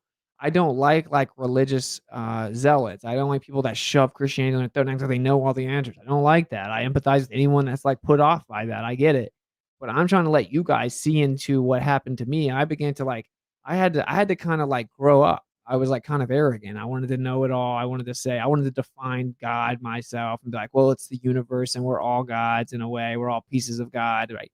And we do all have a piece of the creator in me, I believe. But like, we like, oh, well, basically I create my reality entirely. And it's just the universe. It's just this energy. And it's just all about what you feel inside and you can make blah, blah, blah. And I had to humble myself enough to just like step back and be like, well, like, let's not let my bias against my religious upbringing, like, cloud my judgment. Let's just see. Let's just test it. So I diligently tested it just like I did with the earth, right? Like I went and looked at the historical accounts, the claims to see if they're valid, to see the best claims against it, to logically deduce the argument. And then you find out, whoa, this is like super lied about. Like, why is it the mainstream arguments are wrong and they're lies? They're like deliberately crafted lies. How come every single mainstream Christian doctrine is a lie? How come the Roman Catholic Church took the scriptures and did the opposite of everything it says? How come the story they told you about modern cosmology of the heliocentric model is the direct opposite inversion of everything the scriptures? Stuff like this, like if you apply logical pattern recognition, I know the scriptures have been messed with and they are not in a perfect form at all. Okay.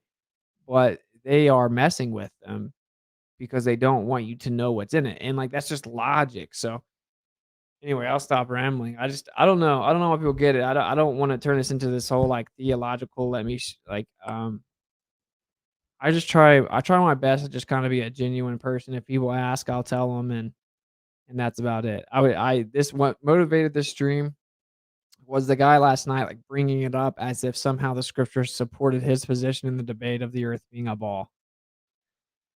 We're informed that the firmament structure that was created on day 2 was placed in the midst of the waters that were created a day earlier. As a result of the installment of this physical firmament barrier, half of the waters went up above, and half of them went.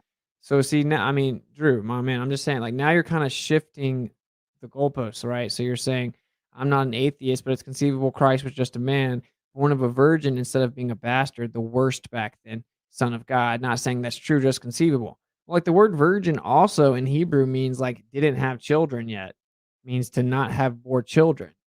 So like there's an argument for sure in Hebrew that it doesn't mean like virgin as in never had sex, which that does also mean that. But Hebrew words mean multiple things and have to be taken in context and figured out what they mean. Right? It also can mean that didn't have children yet. And sure, of course it's conceivable that he's a guy. My point is like it isn't particularly conceivable that multiple people would all die for something they made up independent of each other with nothing to gain other than like slow, painful agony and death. Like that's weird. Dude, atheist historians knew it was such a weak argument. They went out and made an even seemingly weaker argument. They said it was group hallucinations and they thought they saw it because at least that makes sense in the sense that, well, they truly believed they saw the Messiah after he died. So they said that even though they were facing death because they truly believed they did because they did see something because they were hallucinating. That is like the most popular atheist position to answer this question, just to say like, "Oh yeah, it makes sense that people would die for something they know they made up." Doesn't make any sense. And so no one turned the either. No, they all just sat there and died. That's what I'm trying to say. Why would all those people die? It's weird, right? It's also weird that they would have like women be the first people to go say they saw him because women's testimony was worthless. It's not credible. If you're going to write a story that I've heard atheists, this is what I did. I went and researched atheist historians. That's what I did. I wanted to just like I go listen to like astrophysicists and I go ask all the PhDs and all the professors. I want to see the best argument from both sides. So I went and listened to like the top level atheist historians talk about quote unquote Jesus, right? Like Yeshua. That's what I did. And their arguments are crazy. And then when you listen to them, they break down why they came to them that way.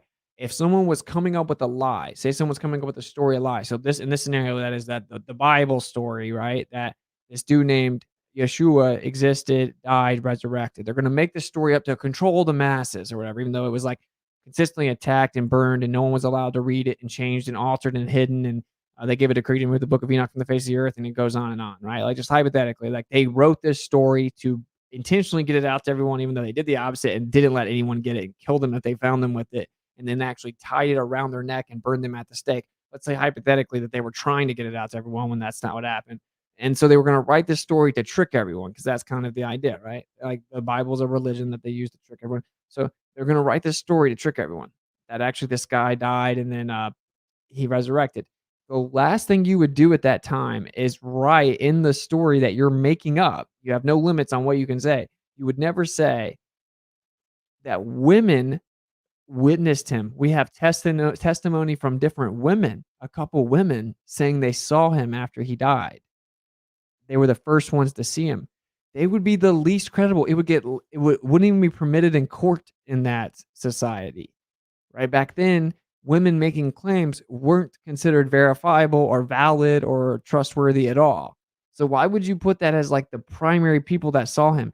So like atheist historians, although seemingly deluded because atheism is deluded, like they have to show some intellectual honesty within their field of history. They have this certain standard of historicity they have to, because if they didn't do this and they said that somehow the Messiah didn't exist because someone watched an Eric Dubé video and thinks he didn't exist because of mushrooms or whatever, right? And so they just have a bias against the idea of the Messiah, then they would have to say Alexander the Great didn't exist. They couldn't claim anyone existed. They would have to change their entire field of study. They would have to quit their job, right? This is why they broke it down the way that they did. So anyway, I mean, I just wanted to address the misnomers. The misnomer that he didn't exist at all, and that it's the same as every other single sun god and every other god all claims the 12 disciples and all the son born of a virgin and all that. That isn't true, right? Like, it's weird. It seems. Moving on. down below. Once again, we see the usage of directional terms being applied to what took place: water going up and water going down. Another fascinating parallel passage regarding the creation of the firmament can be found in the writings of Ezra, the prophet and priest. 2 Ezra 6:41 says, "Again, on the second day, you did create the spirit of the firmament, and did command him to divide and separate the waters, that one part might move upward, and the other part remain beneath." Did you notice how Ezra stated that God created the spirit of the firmament, and also referred to the firmament by using a masculine pronoun? Although this may be for another video, I think it's important to note that the firmament is much more than just a solid vault. If it is indeed crafted from spirit, it may be more than just a lifeless object. Continuing on in 2 Ezra's, it This is is so crazy. Everyone in the chat, I mean, not everyone, but there's so many people in the chat just spreading misinformation, man. Did you people come from the People's Channel last night or something? It's weird. So Bible says globe, circle of earth is globe, but Bible got that from Pythagoras. Incorrect. That's incorrect. That's weird that you would say that. So it says the Hebrew word for circle. He drew the earth like a circle. There's a different word for ball that Isaiah uses in that same passage, in that same book. He uses the other Hebrew word for ball. The word he used for the earth is circle. Dude, just beside it, he says the word for ball. He didn't call the earth a ball. He called it a circle. And then later on, it explains that it takes shape like clay pressed under a sill, because kings used to sign their letters by pressing clay down on a sill, and that its features stand out like garments. It calls it a plane with the ends of the earth. It claims it has ends of earth on foundations. The corners of the earth with a circle drawn inside of it. How do you have corners on a globe? Did you just get here? The basic questions you would have to answer if you're claiming that the Bible claims the earth's a globe is, how do you have ends of the earth on a globe? How do you have corners of the earth on a globe? Why does it say in Matthew that the queen from the south will come in the end, and she comes from the utmost parts of the earth? How is the south the utmost parts of the earth? How do you have a firmament above you that holds back the heavenly waters above you on a globe? How does it say that there are levels above and beneath you on a globe? How does the sun stop moving in the heliocentric model without killing everyone? Why does it say immovable and fixed over and over if the earth is tilted, wobbling, spinning, revolving? Why does he say that he draws a circle and it's frozen? Why does it say the waters of the deep are below you and beneath you? None of these. Oh, but no. No. The word circle must mean ball, even though there's another Hebrew word for ball that Isaiah, the author, used separately. I don't know. Just moving on. We'll never get answers. Some people aren't ready for all this, bro. Like, some people aren't ready for the truth, right? So it's like, I'm not claiming to have all the truth. I'm just saying I know some people are just simply not ready, and you just kind of you throw the seeds over there and you let it be what it is. He who searches the deep and its treasures, who has measured the sea and its contents, who has enclosed the sea in the midst of the waters, and by his word has suspended the earth over the water, who has spread out the heaven like an arch, and founded it upon the waters. Now we see Ezra describing heaven as being spread out like an arch and founded upon the waters. How can this be? Isn't heaven an ethereal, interdimensional habitation located outside of time and space? Hardly. I'm sorry, I'm using this guy as like a learning tool, dude. And he actually just said this. This is crazy that someone just said this. I've heard this before. A newborn baby is unable to walk and talk and vomit due to adjusting to the spin of Earth.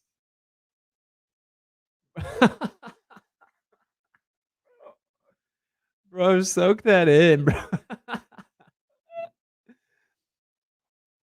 Bruh. Bro, don't make this weird, bro.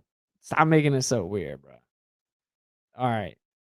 Are you saying that the semicircular canals within the vestibular system of an infant is significantly more sensitive, less developed than adults? Thanks for playing.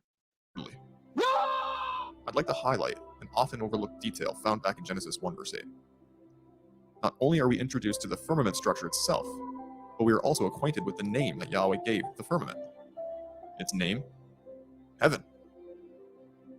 The Hebrew word for heaven is Shemayim, Strong's number 8064, and can be defined as heaven and sky. It's a word that is used hundreds of times in the scriptures. If we check its further usage in the text analysis, we can see that the word Mayim, which is derived from Shemayim, is used 17 times to refer to the heavens in the Hebrew scriptures. What's the significance? Strong's number 4325, which is also the word Mayim, is defined as waters. Heaven, the name that was given to the firmament, has the concept of water built right into its name. Right into its name, bro. I just want to point this out. I'm sorry. This is kind of funny. It's like too good to pass up. What you'll see from globe proponents and apologists is they'll never directly respond. And I'll stop interrupting the video because I know it's good, but I just want to point this out. They'll never actually respond. So I'll repeat it one more time, and we'll see if this guy can actually respond because it's very telling, right? Takes a baby a year to adjust to spin. He don't feel spin in womb. Take care for baby to adjust to spin. He don't feel spin in womb. Okay. The way we detect angular motion is something called semicircular canals in our ears due to our vestibular system. And it's very sensitive in the text angular motion. Okay. Are you claiming that the less developed semicircular canals within the vestibular system of an infant is more sensitive than an adult? That doesn't make any sense. Okay. Moving on. Convenient, being that the firmament directly above our heads is holding up a sea of waters. Check out the following details that are recorded by Ezra in the rhetorical questions asked of him by an angel of God. 2 Ezra 4:7-8 says, "And he said to me, If I had asked you, how many dwellings are in the heart of the sea, or how many streams are at the source of the deep, or how many streams are above the firmament, or which are the exits of Sheol, or which are the entrances of paradise, perhaps you would have said to me, I never went down into the deep, nor as yet into Sheol, neither did I ever ascend into heaven." The prior verses inform us that there are streams of water above the firmament of heaven. And did you notice that the angel speaks of heaven and the firmament interchangeably? We have a second witness in this next passage out of the prayer of Azariah. Azariah, also known as Abednego, being one of the three Hebrews that was cast into the fiery furnace in Daniel chapter 3. Prayer of Azariah 1 verse 38 says, "Bless Yahweh, all you waters above the heaven. Sing praise to him and highly exalt him forever." Jacob's son Levi records the following descriptions that he witnessed firsthand while being taken up in the spirit to where the Most High dwells. "Then there fell upon me a sleep, and I beheld a high mountain, and I was upon it. And behold, the heavens were opened, and an angel of God said to me, Levi, enter. And I entered from the first heaven, and I saw there a great sea hanging." Levi confirmed that there is a great sea situated above the first firmament layer of heaven. Yes, the first heaven. Levi goes on to see a few other heavens in his fascinating book, which leads me back to what I mentioned earlier in the video about the plurality of the heavens. In the beginning, more specifically on day 1 according to the account Moses. I gotta read this. Kingdom of Context, shout out to my brother. The book currently banned in 52 countries details an earth enclosed by multiple firmaments and created by one almighty. But yeah, it was created to control people. Sure, exactly. Logic goes out the window. It's like a spiritual thing. I think you know that. It's a spiritual thing, man. It's similar to the earth, but like 100 times worse, right? So it is what it is. Gotta try to stay patient, I guess. If you first firmament layer of heaven. Yes, the first heaven. Levi goes on to see a few other heavens in his fascinating book, which leads me back to what I mentioned earlier in the video about the plurality of the heavens. In the beginning, more specifically on day 1 according to the account Moses scribed in Jubilees chapter 2, Yahweh created the firmament structures where he resides and then built the firmament that exists right above us on day 2. For more information, keep an eye out for this video regarding how many heavens I believe were created in total, and what's contained within each of them. The psalmist, who happens to be our 4th witness, writes, "Praise him, highest heavens, and the waters that are above the heavens." Here, once again, we see a reference to the waters being above the firmament. The reason why I'm putting so much emphasis on this is because of all the wild and eisegetical theories regarding what happened to the waters above the firmament after the flood, and even more importantly, what happened to the firmament itself. All 4 of our previously mentioned witnesses describe the waters being above an intact firmament while in a post-flood setting. That means that both the firmament and the waters above it are still there to this very day. In Psalm 148:4, we also see that there are heavens reckoned as being higher than some of the others. This makes perfect sense, especially when we reflect on one of Yahweh's titles, that being the Most High. Fitting, isn't it? God sits as the Most High at the furthest height of the heavens. Daniel 4:17 says, "This sentence is by the decree of the angelic watchers, and the decision is a command of the holy ones, in order that the living may know that the Most High is ruler over the realm of mankind, and bestows it on whom he wishes, and sets over it the lowliest of men." What else did the scriptures say about the firmaments of heaven? They declare God's glory and show the work of his hands. Psalm 19:1. The heavens declare the glory of God, and the firmament shows the work of his hands. The firmament is powerful. Psalm 50:1. Hallelujah! Praise God in his sanctuary. Praise him in the firmament of his power. The firmament is fastened to the earth, and the heights of the firmaments are made firm, hence the word firmament. Amos 9:6 says, "The one who builds his upper chambers in the heavens and has fastened his vaulted dome over the earth. He who calls for the waters of the sea and pours them out on the face of the earth. Yahweh is his name." 2 Peter 21:4 says, "O you that have made the earth, hear me, that have fixed the firmament by the word, and have made firm the height of the heaven by the Spirit, that have called from the beginning of the world that which did not yet exist, and they obey you. You that have commanded the air by your nod, you have seen those things which are to be as those things which you are doing." The firmament is constructed of awesome sapphire crystal stone, Ezekiel 1:22. "And the likeness of the firmament above the heads of the living creatures was as the color of awesome crystal, stretched forth over their heads above." In Ezekiel 10:1, "Then I looked, and behold, in the firmament that was above the head of the cherubim, there appeared over them as it were a sapphire stone, as the appearance of the likeness of a throne." The firmament is strong, and acts as a magnifying glass from Yahweh's perspective. Job 37:18. "Have you with him spread out the sky, which is strong, and as a molten looking glass?" Isaiah 40:22. "He sits enthroned above the circle of the earth, and its inhabitants are like grasshoppers. He stretches out the heavens like a curtain, and spreads them out like a tent to live in." The firmament is strong enough to support its creator. Job 22:14. "Clouds are a hiding place for him, so that he cannot see, and he walks on the vault of heaven." The firmament will roll back like a scroll at the return of our Messiah on the day of the Lord. Revelation 6:14. "And the heavens departed as a scroll when it is rolled together, and every mountain and island were moved out of their places." The firmament.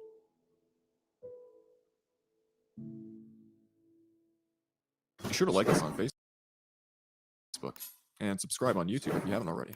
And Be sure to like him on Facebook and YouTube. Hanging on his words. That was a fire video. All right, cool. So, like I said, I'm super tired. I trooped it out for you guys. We're almost 2 hours in. I'm gonna wrap it up. What do you think? I think the video was really good. I liked it a lot. Yeah, I mean, there are 7 layers to the firmament. That's why there's 7 this is my opinion. There are 7 layers to the firmament. There is a firmament, semi-permeable, somewhat akin to a super solid, in my opinion. And there are superfluids and then varying layers of density. You would have to reach a frequency proportionate to that to get to each different density layer. And this is actually why I think that when the rebellious ones tried to go back up, they couldn't. Their frequency changed. I think that they actually had a vibrational change in their makeup where they weren't able to transcend the semi-permeable layers to such an extent they could go higher up because of a change in frequency once they fell. I think that we're contained within these 7 layers, and that's why we have like people call 7 chakras, but we have like these correlating, uh, 7 energies seemingly everywhere. And I think it's just like it's a reference to creation, and I think that's why we have, again, 7 colors in the rainbow, and the rainbow is actually showing us live time that, well, the waters above are actually being held back, and I think it is of no coincidence the sky is blue, and people can get triggered about that. They went, "Oh, you're such a stupid flirt if you think the sky is blue because of water." Yeah, actually, I think that might be it. I think that might be why we see what appears to be lunar waves. I think that the stars are sonoluminescent and potentially sentient, and, yeah, that's what I think. I think, like, oftentimes angels are referred to as stars, so, uh, oh, how dare you. Yeah, I will say that it's very interesting, it's beautiful concept by itself, just the concept itself, and it helps us with a lot of physical things. What I found out about the scriptures, certainly when it pertains to being applied to the earth, it just like consistently is scientifically viable. Where it's like, oh well, we have equipotential increase of electricity on the earth, 100 volts per meter, requiring a Gaussian surface above and below. What a coincidence! The scriptures claim there's something above. Oh man, all the evidence shows there's a fluid-like medium, which means that what is out in the sky is much more dense, much more local, much younger than what the heliocentric Big Bang nonsensical atheistic psychopathic model claims. And oh, what a coincidence! The scriptures claim that it is closed. It's a closed system, right? It's finite, seemingly, and I don't know. I don't find it to be a coincidence that it's consistently becoming more and more viable. As we grow in time and more truth is revealed, the scriptures are proven to be more and more accurate. And as any truth seeker, right, independent of any type of religious bias or anything like that, if you were to remain consistent within your journey to seek truth, you would have to acknowledge that increasing validity. And if you do not, it is up to you. And I think everyone's on their own path. But great theory. Mine's been that the crystalline firmament is a barrier of the bodies of spiritual beings. It's why the firmament has doors, but yet angels walk through walls on earth. That's pretty wild. Crystalline firmament. Well, what if it's a crystalline structure that is like a super solid in nature? Because what's interesting is super solids can't even be entirely replicated. They're a very crazy concept. It's basically like an ice cube, where water would go through the ice cube, but the ice cube would remain unfazed, but technically is material. That it has doors. That's interesting. Yeah, maybe I could be wrong. I don't know. To me, it makes some sense scientifically that there would actually be like a pressure that holds you back, based on like your frequency. So I don't know. And maybe once they fell, their frequency fell and they actually can't get up. And like we're in a lower frequency in our material body, right? So we can't go up there. Um, and who knows what all they're doing when they go up in the sky, or how high they go within these layers, and what they can do to manipulate frequency and stuff. I don't know. And I think it goes the same as if you go to the center. Seemingly, there might be even like layers to that. I don't know. That's interesting. I would like to know. I would definitely like to know. Oh man, heaven must be amazing. I'm saying, bro, just go outside and like with no light pollution, and it's impossible to even fully comprehend the stars, like how beautiful they are. Like imagine just looking at the stars away from a city is like insane, right? So, which is creation is so magnificent. They had such huge leeway to make up such magnificent lies, and they took full advantage of that. Isn't all observable matter held together by frequency in a way? Yeah, oh yeah. Everything has a vibrational resonance. There seems to be no exception. I would say that this vibrational resonance that is intrinsic in all matter is what allows it to be material. I think that if it ever was to attain true rest, it would revert back into what is referred to as the ether. The reason I find that so interesting is what happens when you die? You go into a state of what? Rest. Yeah, like I think that nothing that's in the material world is in the state of rest. I think it's constantly seeking equilibrium, and that's what the vibrational resonance is. And if you were to ever attain rest, you would go into the metaphysical realm, similar to how the scripture describes when we die. That's what I think. I think it makes a lot of sense personally. But enjoy sleep while you can, Austin. Newborns are hell. No, they're beautiful gifts from heaven, bro. Chill out. But I see what you're saying. Thank you for the super chat. Rakia spoke us into existence. Yeah, absolutely. This is an ancient principle that's been known for a long time, is that everything's intrinsically tied together by vibration. Yeah, yeah. it just makes a lot of sense. I mean, I'm trying to work on, like, fully piecing together, like, from the small to the big, like, I guess in theory, a theory of everything or grand unified theory or whatever, just to kind of understand. I'd rather us have a basic understanding. It seems like everything manifests as a torus field, and that vibrational resonance has different sizes, different frequencies within that torus field, and they call it different particles, and it's all this crazy stuff. But I don't know. Yeah, it's a very amazing thing. Like, where we live is incredible and pretty mind blowing. But of course, nature is of no obligation to simply make sense to us within our carnal mind. So, although once you were to discover the truth, in my opinion, it would make logical sense because everything has logical order because we are intelligently designed. So, seemingly, it's divinity is simplicity is kind of how I approach it. But Um, crude oversimplification is not synonymous with a divine simplicity. Hopefully, I made sense right then to you guys. Let baby sleep on mommy. They tell you not to, but I promise it's the way it's supposed to be. Yeah, yeah. You guys have a Discord? Nah, mine got nuked. All right, I'm super tired. My eyes are super heavy. Sorry for like the lethargic tone and everything. Like I said, I barely got like any sleep, and we had to get up real early and a long day, and I need to crash out. So thank you guys for kicking it. Shout out to all the people who have helped some at the GoFundMe. Very generous, and shout out to Run Boston Bear for doing that.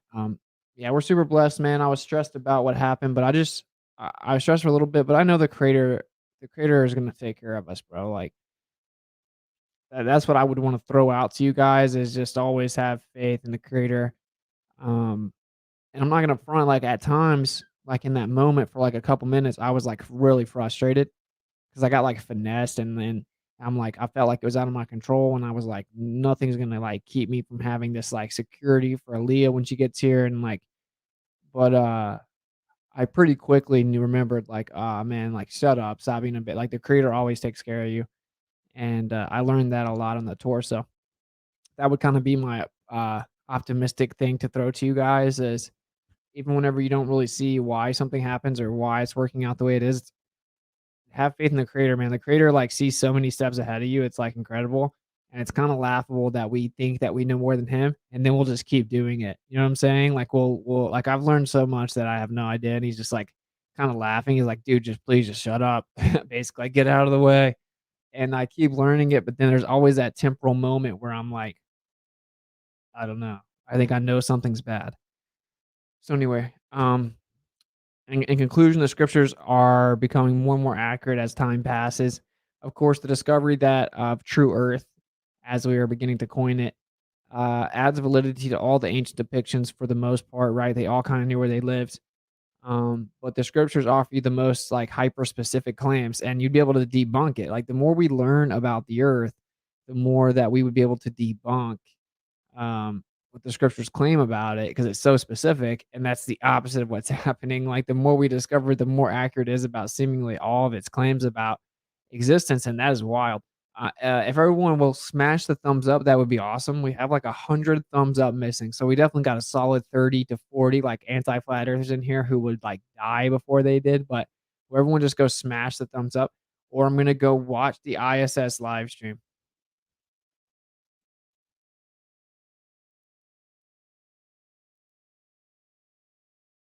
We're gonna go watch the ISS live stream until we get some thumbs up. Did you already speak on the supposed laser powered nuclear fusion breakthrough being ran on mainstream news? No. I have no idea what that is. Thank you for the very generous super chat, bro. Kingdom of Context, man. He was obviously a legend. If you guys have never watched Kingdom of Context, I strongly encourage you to do so. He has like awesome series. Like go check out the Babylon series. And thank you for the super chat, bro. Did you already speak on the supposed laser powered nuclear fusion breakthrough? I don't know what that is.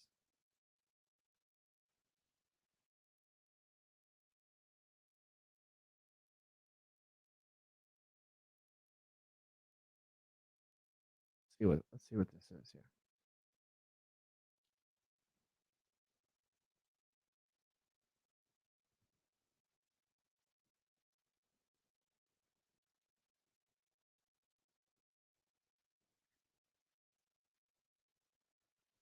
Nuclear fusion breakthrough. Scientists generate dude, get out of here, bro. Generate more power than used to create reaction. Uh-oh. Uh-oh, we've created more power than it takes to make it. The head of the Department of Energy and other federal scientific leaders announced that a fusion reaction that they ran at the Lawrence Livermore National Laboratory in California achieved net energy, meaning the reaction generated more energy than was put into it to initiate the reaction. It's the first time humankind has achieved this landmark.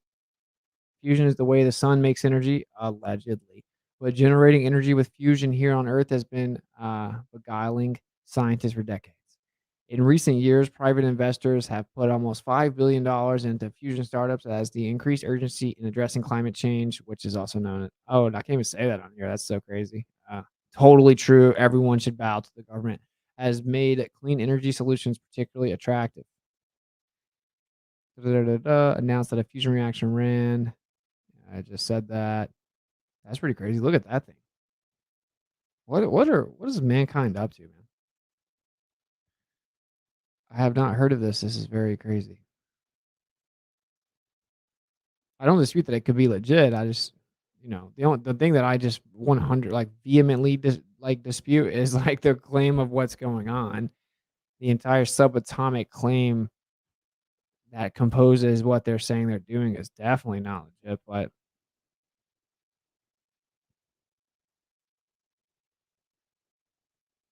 what's funny is Chernobyl radiation actually debunks the speed of light. Um, For the first time on Earth, scientists have confirmed a fusion energy experiment released more power than it takes to initiate, proving the physical basis for fusion energy. This will lead fusion to be a safe and sustainable energy source in the near future. Interesting. That's crazy. The idea if they're going to start trying to push some sort of like really sustainable, reliable, and attainable energy source, is this like them building up to like the new age? I don't know. You have to get your Tesla. The Teslas will be charged by fusion power. You be a good boy. Could just be a remodel of the Tesla free energy. Seems different. McLooney Tunes, why are you so quiet? We know you're watching, you weirdo. Yeah, of course, but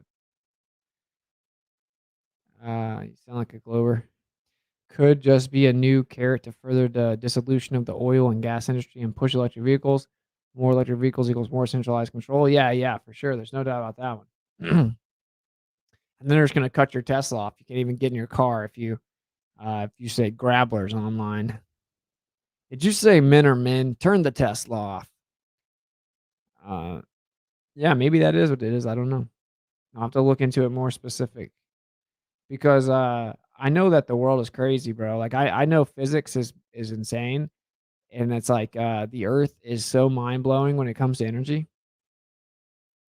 Everything's a torus field, and it's like different infinitesimal prodigious worlds of velocity, as Tesla would say. So just like really small, really fast, like vortices, like a vortex in the ether, manifests as different things that they call like atomic structures, and then the atomic model has a subatomic, blah blah blah blah blah.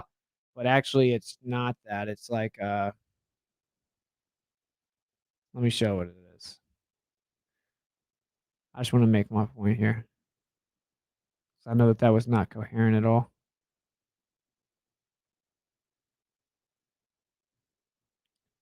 How dare you try to make your point? All right, it's loading. Tesla's backing off cars. Some and amping up the Tesla deliverable houses. They are $15,000 apparently now. Yeah, let's totally go buy a house from the dude that wants to put a chip in your brain. So if you see this right here, as it goes in and out, you see it going in and out.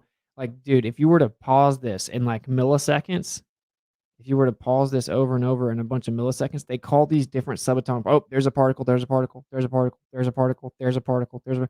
The truth is that it's all just different modalities of the same geometry, the same event. Right? These things aren't particles; they're not things; they're events of energy. And so I definitely think that there is a crazy way to tap right within this perpetual exchange of energy within a conjugate geometric expression of hyperboloids and toroids where you could easily attain infinite energy, in my opinion. How dare you? How dare you us to not believe in sons of little particles?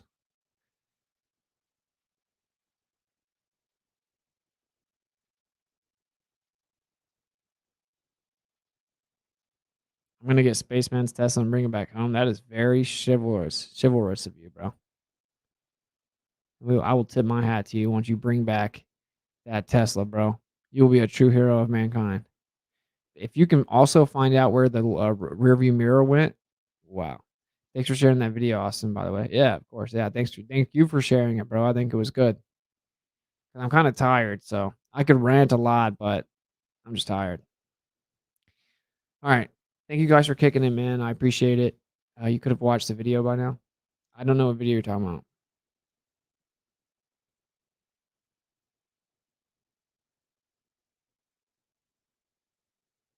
All right, anyway.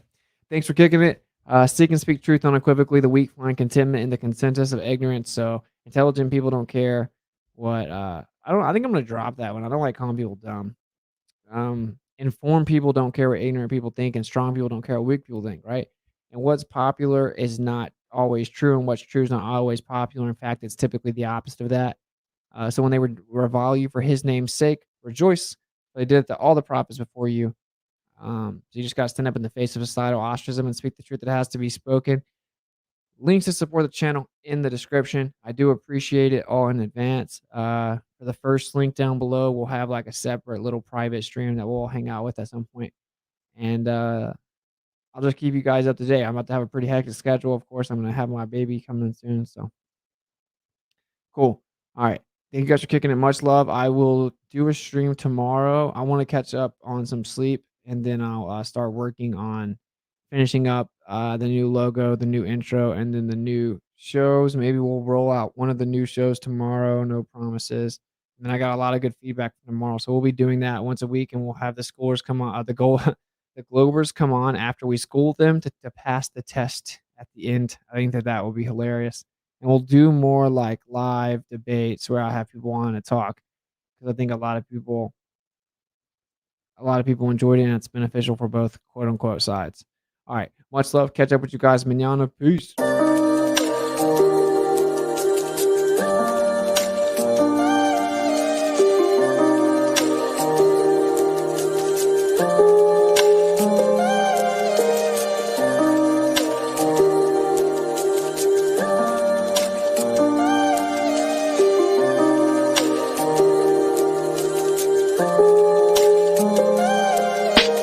Geopolitically, we in a field that's for Israel. Wonder, is it real? Rappers acting say they high, say they sipping pills. Glorify suicide so they get the deals. Big pharma set it up, had to flip the pills. Control the music industry until the scripts get filled. Geopolitically, yeah, we in a field that's for Israel. Wonder, is it real? Took the way you saw the world, then distorted it. Now you think you wanna rock that twirl, somewhere orbiting. Theories disproportionate, the truth distorted quick with a forceful grip. They force a misinfo that we absorbing quick. Took the people's signature that mean extorted it. They forging it. If news ain't good informants who informing them, there's a surplus, but they tell us there are shortages. Credit economy mortgages, dollar that's supported with empty fortresses. But what's important is this: we port and ships important. Yes, of course it is, but extortion is in accordance with an assortment list of foreign tricks we ignoring, which informant this, informant this. It looked like we were snoring tricked. Pedophilia and the government endorsing it. Yeah, eugenics is exactly what abortion is. You just vilify those insubordinate. Way to matrix engineer, that's unfortunate. Geopolitically, we in a field that's for Israel. Wonder, is it real? Rappers actors say they high, say they sip with pills. Glorify suicide so they get the deals.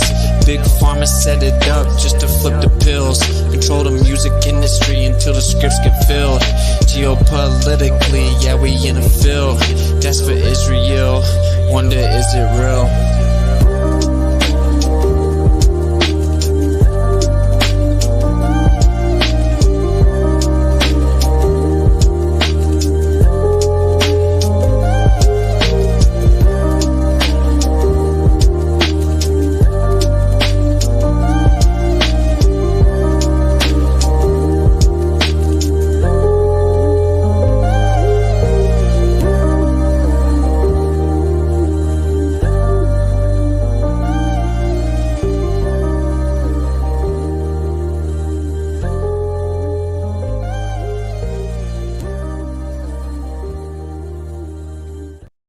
right, first time I've ever done this, but I don't want to miss Rockfin again. So I want to read the other tip off. Brian Webbear, thank you for the $20 tip. When you have a room temperature IQ, syllables are hard, dude. PS, last night, dude said something about proof of Antarctica being guarded by military. On YouTube, search military destroyer intercepts bad boys fishing boat. There's your proof. Harris Walker / Big Tech. Thank you very much. Much love. Hopefully some people see that. I don't want to keep forgetting you guys, but thank you guys for kicking. I'll catch up with you guys. On the flip side, like a coin toss, I will try to get us some gravy lined up for tomorrow after I catch up on some Z's. Peace out.